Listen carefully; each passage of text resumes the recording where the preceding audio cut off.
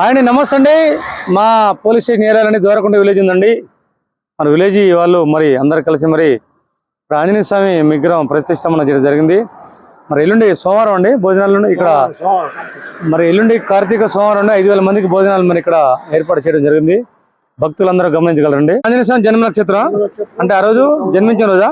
ఆ రోజు సంవత్సరం స్వామివారిని నిర్మాణం చేపట్టి. ఓకే చూడండి ఫ్రెండ్స్, మరి మా దూరకుంట ఏరియాలో శ్రీ ఆంజనేయ స్వామి విగ్రహం చూడండి ఎలా ఉందో. గుడి నిర్మాణం చేపట్టడం జరిగింది. ఇక్కడ భక్తులందరూ కూడా మరి ఆంజనేయ స్వామి ఆశీస్సులు ఉండాలని కోరుకుంటున్నామండి. మరి ఇది వచ్చేసి హైవే పక్కనే ఉందండి.